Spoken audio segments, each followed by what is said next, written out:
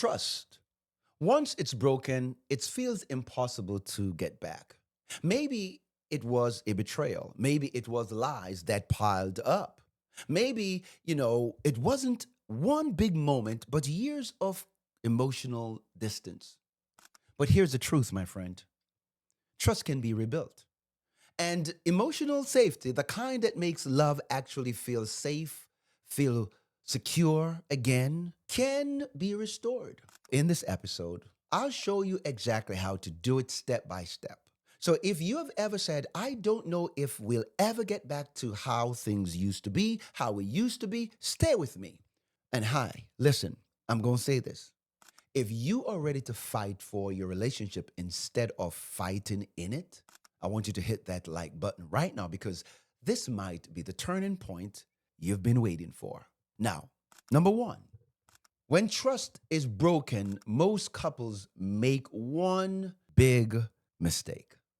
Matter of fact, one of two mistakes. They either pretend everything is fine and sweep it under the rug, or they stay stuck replaying the pain over and over and over again. But neither of these two things work. You see, to rebuild trust, you need a plan, not just time, because time doesn't heal wounds that aren't being treated.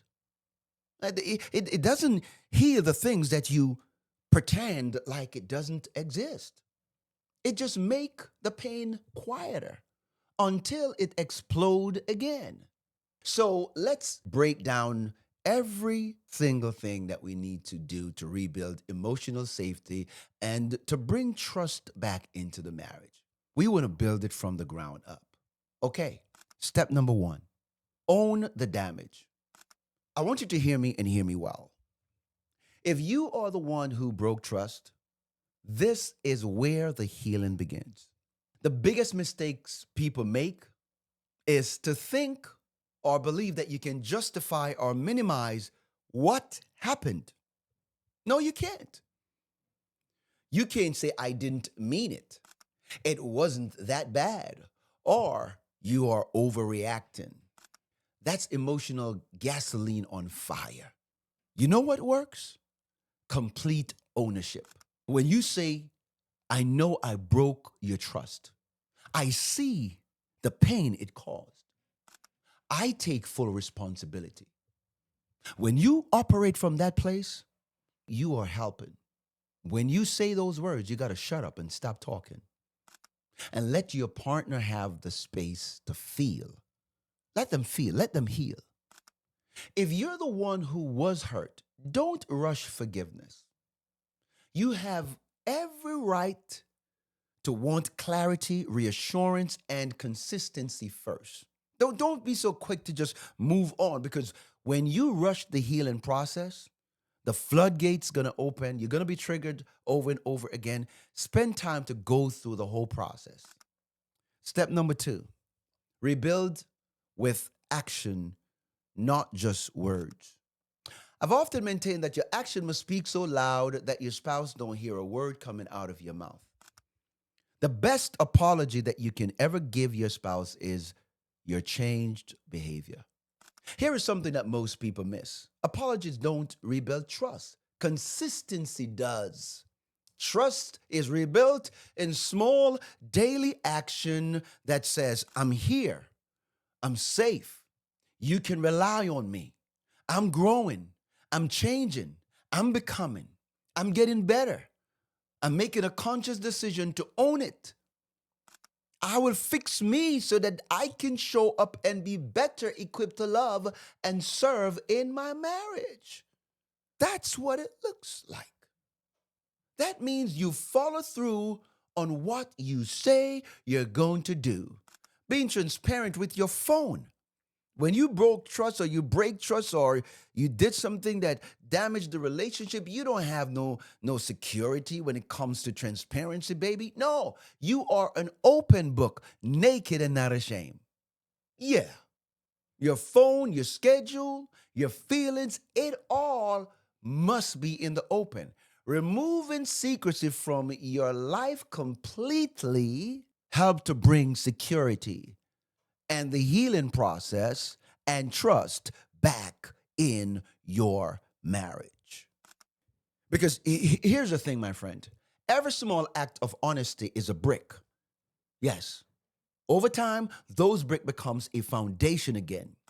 Because you see, trust in a marriage is like what a foundation is to a building. No building can survive or withstand a hurricane or tornado or earthquake without a strong foundation. That's why architectural designer they spend so much time making sure that the structural design and the foundation is safe.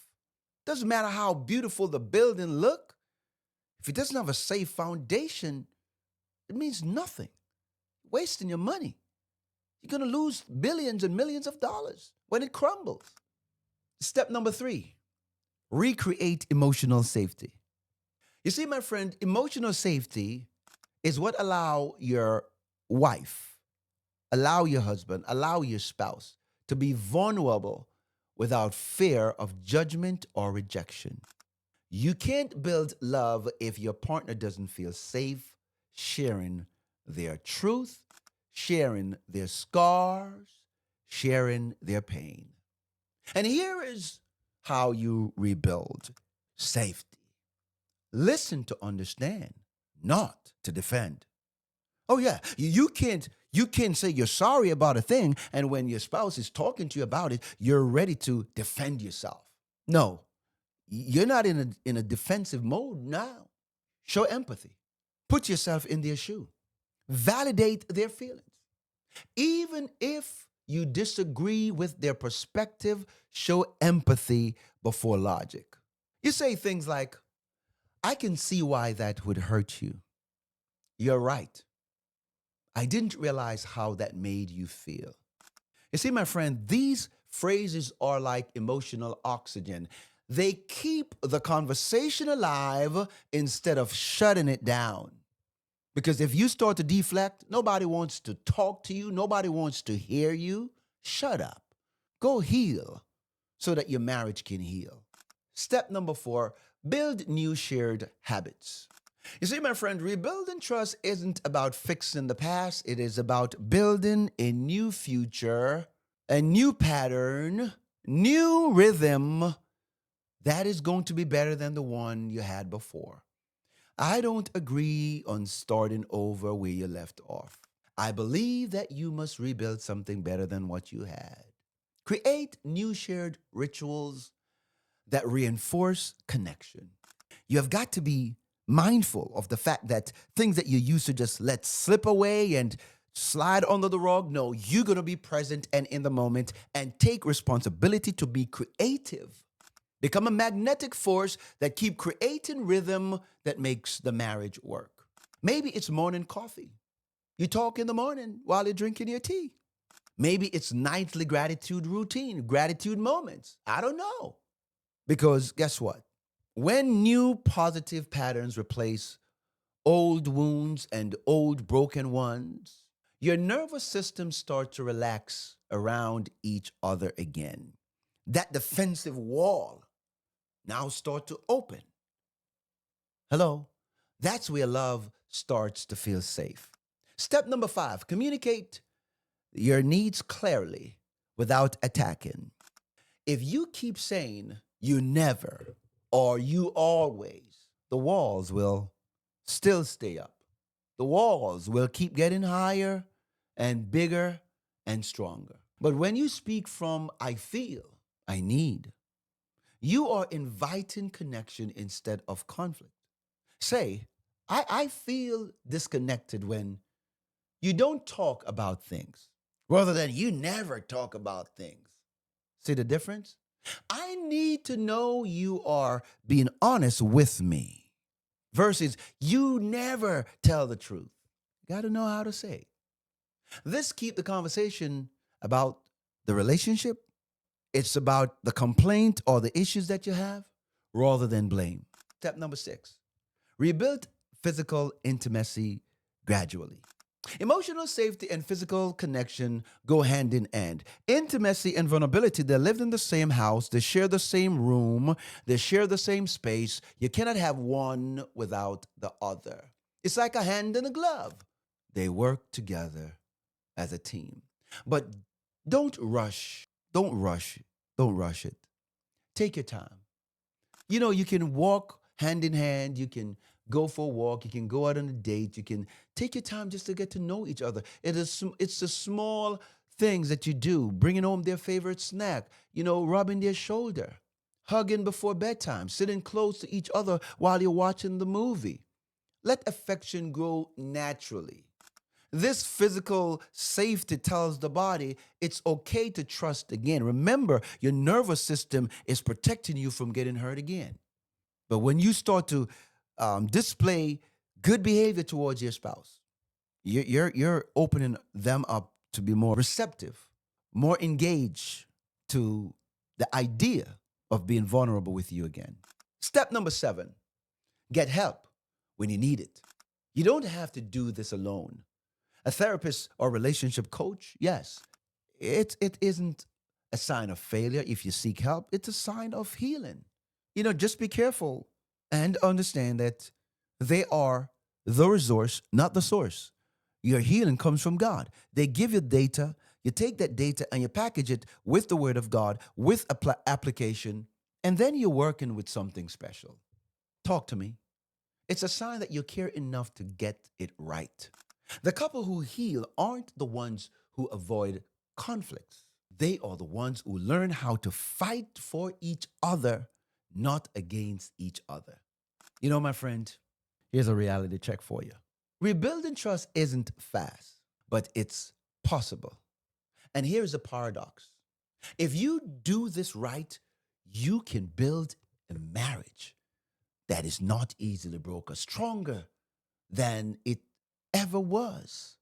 Because now you are not loving from comfort, you're loving from courage. Here's the thing that I want you to do: take full responsibility, no excuses. Prove, my friend, that you are reliable with your consistent action. Create emotional safety by validating, listening. Build new positive habits, my friend.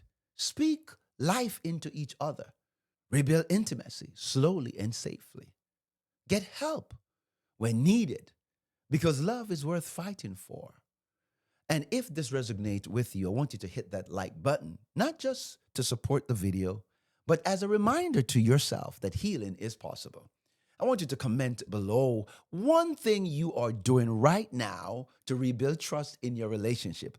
Let's make the comment section a place of safety and a place of growth. And if you know someone who needs to hear this message, share this video.